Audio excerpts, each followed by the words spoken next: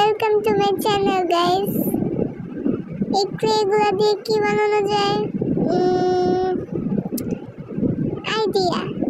চলো কিছু সুন্দর সুন্দর ফুল বানাই। এগুলোর জন্য প্রথমেই লাগবে কটন বার, তবে বাড়িতে আম্মু যেন না দেখে। এগুলোকে এখন হাফ করে কেটে নিব, ঠিক এভাবে। এগুলো দিয়ে বানাবো ফুলের পাতা বা পাপড়ি, কারণ আমরা গরিব গাইস, ফুল কেনার টাকা নাই। তারপর ইয়েলো ক্লে নিয়ে এভাবে 3টা ডিমের কুসুম বানিয়ে নিব। এখন তোমরা চাইলে যে কোনো স্টিক নিতে পারো, আমি এখানে শলা ঝাড়ু থেকে শলা নিয়েছি। তারপর এটার উপরে সবুজ ক্লে দিয়ে এভাবে কভার করে নিতে হবে যেন শলার কাঠি না বোঝা যায়।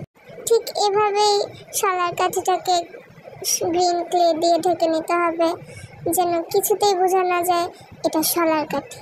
তারপর চাইলে এভাবে ডিজাইন করতেও পারো, নাও করতে পারো।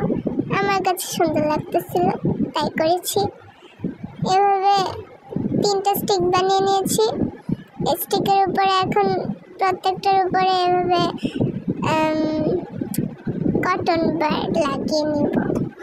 এরপর এই কটন বারের উপরে ডিমের কুসুমগুলা মানে ইয়েলো কালারের বলগুলা লাগিয়ে নিব। এর উপরে হাফ কেটে রাখা কটন বারগুলা এভাবে লাগিয়ে নিব, দেখতে ফুলের পাপড়ির মতো লাগবে। এভাবে সবগুলা একটা একটা করে লাগিয়ে যতগুলো লাগে ওই হিসাবে লাগিয়ে নিব। দেখতে খুব সুন্দর লাগছে না? এভাবে আরো 2টা ফুল বানিয়ে নিব অন্য শেপের। আরো অন্যরকম বানানো যায়, আমি 4টাই বানিয়েছি। এটার কাজ কিন্তু এখনো শেষ হয় নাই। এটার উপরে এখন পার্পল ক্লে দিয়ে এভাবে লাগিয়ে নিব, তাহলে দেখতে ফুলের মতো লাগবে, কটন বারের মতো না। তবে এই ক্লে ফ্লাওয়ার তো আর রিয়েল মাটিতে লাগানো যাবে না, তাই ব্রাউন কালারের ক্লে দিয়ে বানিয়ে নিব মাটি। তুমি চাইলে কোনো ফ্লাওয়ার ভাস বা জারে বানাতে পারো, আমার কাছে এটাই ভালো লাগছে তাই আমি এটাতেই বানিয়েছি। গ্রাস অ্যান্ড ওয়াটারের জন্য আরো 2টা ক্লে ইউজ করেছি। রেডি হয়ে গেছে আমাদের সুন্দর ফ্লাওয়ার্সগুলো। ভিডিওটি ভালো লাগলে like, comment, share and subscribe. Tata.